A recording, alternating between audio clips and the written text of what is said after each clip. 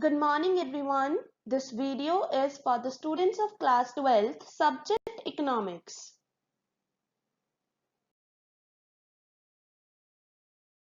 In this video we shall start our chapter number 7, that is aggregate demand, aggregate supply and related concepts from our book Macroeconomics, and this is my lecture number 1 for chapter 7.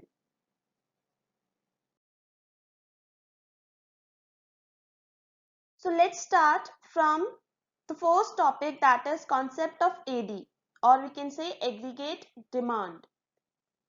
Now in our 11th class, if you remember, we have already read about demand, individual demand and market demand. Now in 12th class, we will read about aggregate demand. What do we mean by aggregate demand? It refers to total value of final goods and services which all the sectors of an economy. What do we mean by all the sectors of an economy? There are 4 sectors: household, producer, government and rest of the world.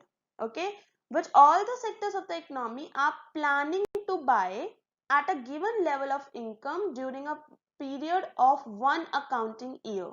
Okay, so in other words we can say that AD refers to the expenditure that different sectors of the economy are willing to incur during a given period.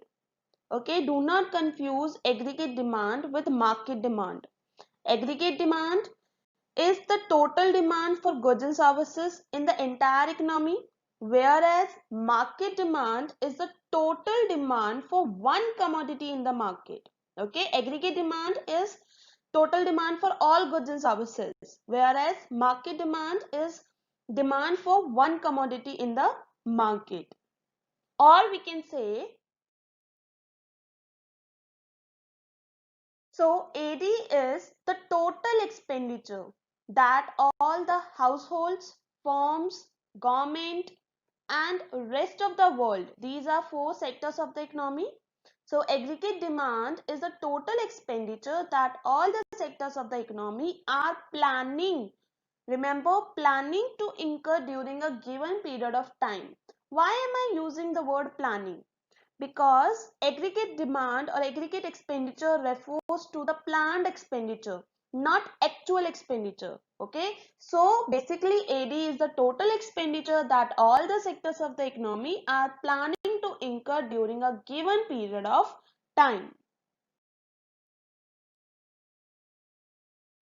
So AD is the sum total of C and I.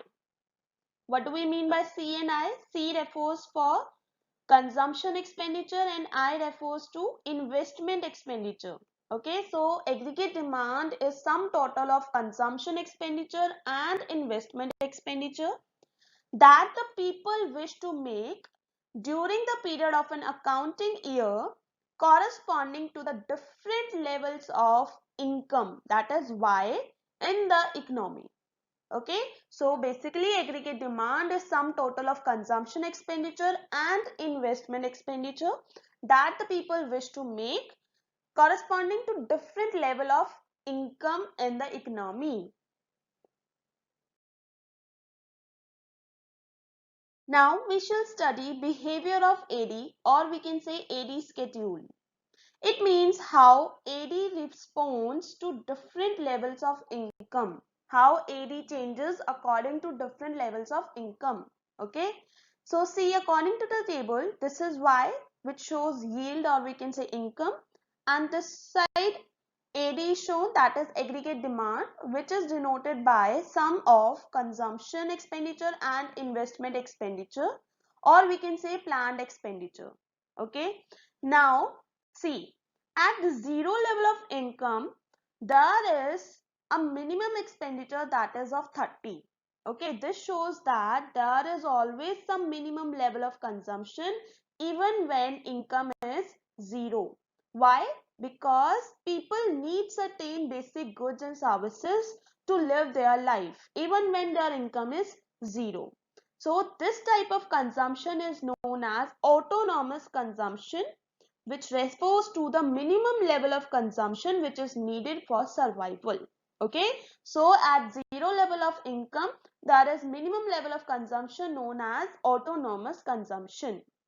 Now, when income increases to 20, our expenditure, planned expenditure also increases to 35. Now, when income is 40, our planned expenditure is also 40, that is equal. At this point, income and planned expenditure both are equal. Now, when our income is 60, our planned expenditure is 45. Now, at this point, our aggregate demand is lagging behind income. Why? Because after a certain point of income, people start saving. Okay, people start saving. And here, the people are saving rupees 15. Suppose 15 is the saving. Okay. Now, when income becomes 80, our planned expenditure is 50. Here, our saving is increasing to 30. Okay. When income is 100, our planned expenditure is 55. Saving has increased to 45.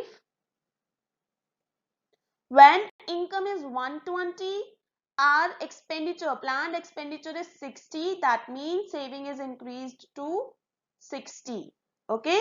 So, now through this graph, you can see that AD is shown on y-axis and income is shown on x-axis. So first of all, have a look on investment curve. Okay. Investment curve is a straight line because in economics, we assume investment to be autonomous investment. What do we mean by autonomous investment? Autonomous investment means investment do not change according to change in income. It always remains same. So here, investment curve is a straight line. This is our income curve. And if you noticed our AD curve, our AD starts from the point 30 when our income is 0. This shows that at this point there is minimum level of consumption, or we can say autonomous consumption. Now at point E, our income and our AD both are equal, that is 40-40. Okay, this shows that at this point our income and our aggregate demand both are equal. So before that, AD is increasing with increase in income, but there is no saving. That means negative saving. Okay, but beyond this point E, we have positive saving. That means after attaining this point, people start saving a part of their income. So there is increase in AD with respect to increase in income, but along with spending the money, people have started saving a part of their money. Okay. So what have we observed? That there is always some minimum level of expenditure in the society, in the economy, even when income is 0. Thus, when income was 0, our AD is 30. Okay. Second thing that we observe is AD increases as Y increases. There is positive relation between aggregate demand and income. Third thing that we noticed is after a certain level of Y is reached, okay, according to graph, after the point E or according to the table, when our income and when our AD both are equal to 40, after that point AD lags behind Y, because at higher level of income, people start saving a part of their income. Okay. Now we shall study components of aggregate demand. Basically, there are four components of aggregate demand: private or household consumption expenditure, producer investment expenditure, government expenditure, and rest of the world expenditure, or we can say net export. Okay, so we will read them one by one. See, the first is private household consumption expenditure, which is also denoted by C. It measures demand for consumer goods. It measures demand for consumer goods, or we can say it refers to total expenditure incurred by households on purchase of goods and services during an accounting year. Okay, so basically the expenditure which is incurred by household on purchase of consumer goods during an accounting year is known as household consumption expenditure, which is also denoted by C. Okay, what is investment expenditure? Investment expenditure is denoted by I. It measures demand for producer goods and such producer goods which lead to capital formation. For example, investment on building, machinery. Okay, these are investment expenditures. Or we can say it refers to total expenditure incurred by all private firms on capital goods. What are capital goods? Buildings, machinery, etc. Okay, it is assumed in a study that investment expenditure is autonomous, that is, investments are not influenced by level of income. That is why the curve of investment expenditure in the diagram of AD was a straight line. Okay.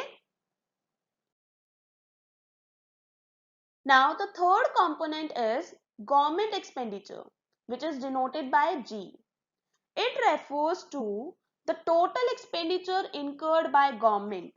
It refers to total expenditure incurred by government on consumer goods and capital goods to satisfy the common needs of the economy.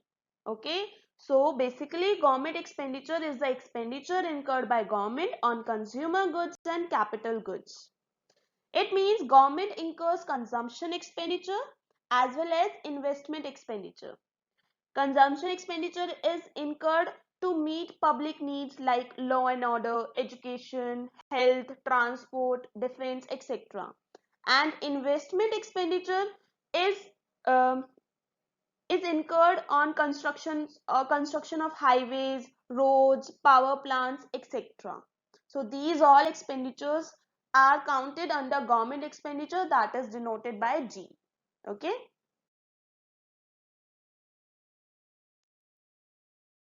Now we shall read net exports. Net exports means export minus import. Export is denoted by X and import is denoted by M. Now what do we mean by exports and imports? Exports means demand for goods produced in our domestic territory by rest of the world. Okay, means whatever we are producing in our country, those goods are demanded by rest of the world or other countries, and when we send our goods in other countries, that is exports. And what are imports? Imports means demand of the residents, means our demand of the residents of the country for goods that has been produced in the rest of the world or abroad. Okay, when we demand for the goods which are produced outside the country and we ask them to send it in our country, that are imports. Okay, imports are the demand of the residents of a country for the goods that has been produced in the rest of the world, and the difference between exports and imports is termed as net exports. Okay, so these were the components of AD or aggregate demand. Components of AD can also be studied with reference to closed economy and open economy. In closed economy, there are two models: two sector closed economy and three sector closed economy.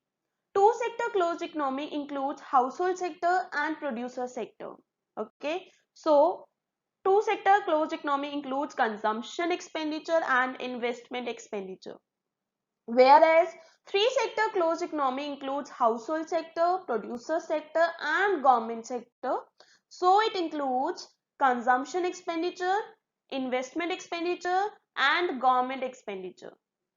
Whereas open economy includes all the four sectors: household sector, producer sector, government sector and rest of the world. That's why it includes consumption expenditure, investment expenditure, government expenditure and net exports, that is exports minus imports. So that's all for today's video. Now your homework is you have to read page number 177 to 181 of macroeconomics, and on the basis of your understanding answer the following questions. The question number 1 is, what is aggregate demand in macroeconomics? Second, explain the concept of AD, that is aggregate demand, using a suitable schedule and diagram. Third, what is meant by autonomous consumption? And fourth, in two-sector economy, if income is zero, consumption will also be zero. State whether the following statement is true or false. Give valid reason.